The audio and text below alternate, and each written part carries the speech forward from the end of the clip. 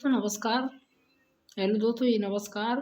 यह क्लास राजस्थान के प्रमुख शिलालेखों की है। इसमें हम 2 शिलालेखों के बारे में जानकारी बताएंगे। और यह क्लास है ना हमारी सीईटी और एलडीसी, रीट, वनपाल, वन रक्षक सभी के लिए महत्वपूर्ण होने वाली है। तो हम चलते हैं, ठीक है, क्वेश्चन की ओर। आगे थ्योरी लाए के हम थ्योरी लाए हैं अब की, तो देखते हैं, आगे चलते हैं, ठीक है, ओके। इसमें 2 शिलालेख हैं।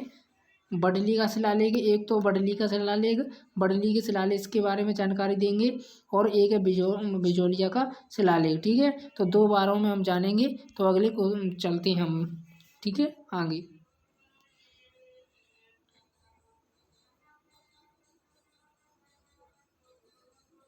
देखिए, हम जानेंगे कौन सा बडली का शिलालेख है। वो बडली का शिलालेख कौन सा बडली का शिलालेख है। यह शिलालेख है ना जी, कब का शिलालेख है, तो यह 443 ईसवी पूर्व का या 433 ईसा पूर्व का शिलालेख है, ठीक है। और यह कौन से जिले में पाया जाता है, तो जिला देखिए, तो जिला जी अजमेर का है, अजमेर में पाया गया है। और अजमेर में भी एक स्थान है, कौन सा स्थान है, देखिए आपके सामने ये स्थान है, बिलोत माता का मंत्र। कौन सा बिलोत माता का मंत्र है, वहां से प्राप्त हुआ है। कहाँ से प्राप्त हुआ है जी, बिलोत माता के मंदिर से प्राप्त हुआ है।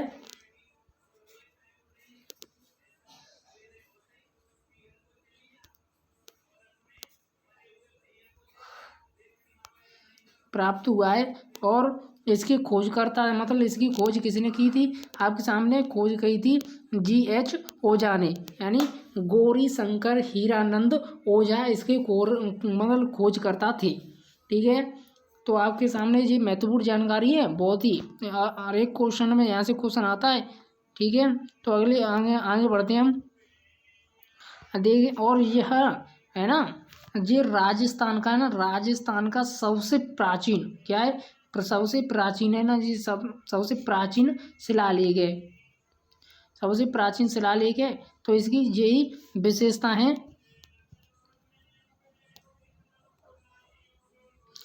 और अगली विशेषता यह है कि इस शिलालेख में ना, इस शिलालेख में अजमेर के साथ चित्तौड़ में भी जैन धर्म का प्रसार प्रचार की जानकारी मिलती है।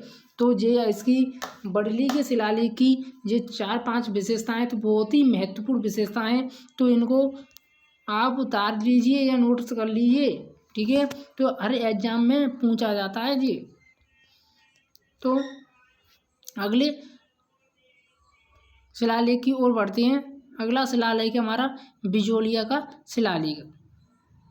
तो बिजोलिया का शिलालेख है ना, बिजोलिया का शिला कौन सा बिजोलिया का शिलालेख, तो बिजोलिया का शिलालेख कब का है जी, तो 5 फरवरी 1170 ईस्वी का शिलालेख है जी, ठीक है। और ये किस जिले से मिला है, तो जिला है भाई साहब भीलवाड़ा जिला। कौन सा, भीलवाड़ा जिले से मिला है, भीलवाड़ा जिले से मिला है, भीलवाड़ा के जिले से मिला है। और भीलवाड़ा में भी कौन सा एक इसमें ना स्थान है, एक स्थान कौन सा भीलवाड़ा में स्थान है, पार्श्वनाथ मंदिर की दीवार पर लगा हुआ है जी, दीवार पर लगा हुआ है मंदिर की पे, ठीक है। तो आगे देखिए और विशेषताएं इसकी। और अगली विशेषताएं कि जी लिखवाया कौन था, बिजोलिया जो पूछ रहा है कि बिजोलिया का शिलालेख है वो किसने लिखवाया था, तो वह जैन श्रावक लोलक ने लिखवाया था, मतलब बिजोलिया का।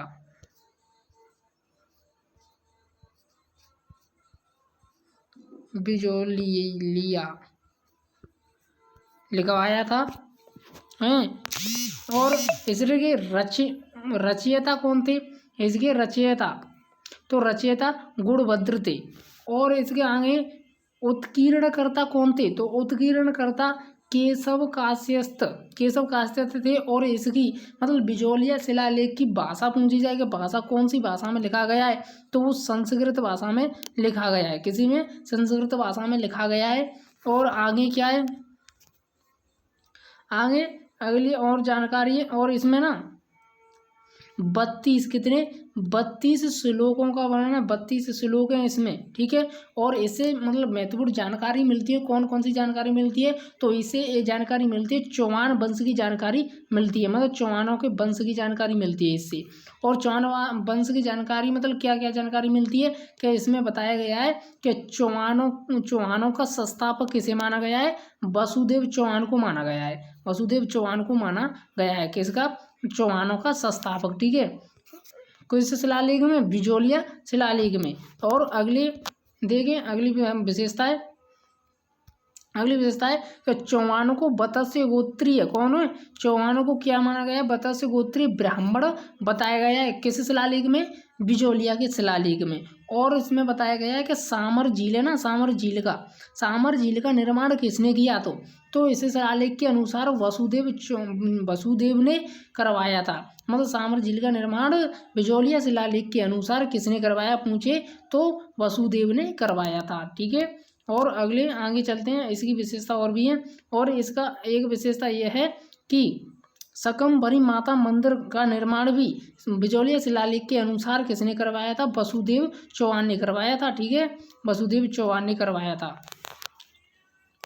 और आगे की विशेषता यह है कि भूमिदान का भी इसमें का भूमिदान का उल्लेख मिलता है, इस बिजोलिया के शिलालेख में भूमिदान का, कौन सा, भूमिदान का उल्लेख मिलता है। और भूमिदान को क्या कहा गया है, भूमिदान को डोली कहा गया है, भूमिदान को डोली कहा गया है इस मतलब शिलालेख में। और इसमें ग्राम की इकाई का भी उल्लेख मिला है, ग्राम की इकाई को उल्लेख मिला है। और ग्राम की इकाई को इस अभिलेख में क्या कहा गया है, प्रतिगढ़ कहा गया है। और प्रतिगढ़ का अधिकारी है ना, प्रतिगढ़ के अधिकारी, तो बिजोलिया शिलालेख में क्या कहा गया है, प्रतिगढ़ का अधिकारी को परिग्रही या महत्व कहा गया है। और अन्य जानकारी मिली है, जैसे और जानकारी मिली है कि इस शिलालेख में ना, इस शिलालेख में कुछ उपनाम भी मिले हैं, जैसे कि उपनाम भी मिले हैं, जैसे वर्तमान में नाम है किसर के और शिलालेख में अन्य नाम है। देखिए तो आगे बढ़ते हैं हम, क्या क्या मिले हैं। देख तुम्हारे सामने है कि दिल्ली का है ना,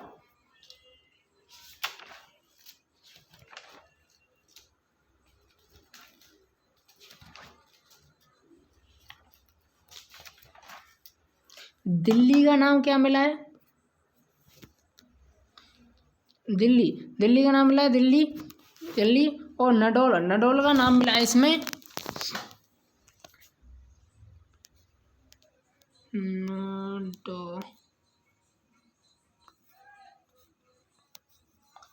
नंडल मिला है, ठीक है। और भीनमाल का मिला है, श्रीमाल, जालोर का मिला है, जवालीपुर। और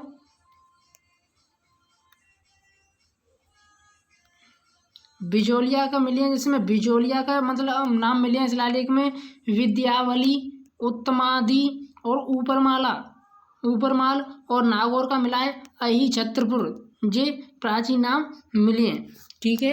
तो आज के क्लास में ये दो महत्वपूर्ण शिलालेख पढ़े हैं, हम और भी क्लास लेकर आएंगे शिलालेखों की, ठीक है। तो इनको बहुत महत्वपूर्ण हैं ये शिलालेख हैं, तो इनको याद करिए, रट लीजिए और बुक में नोट कर लीजिए, ठीक है, हर एग्जाम में पूछा जाते हैं।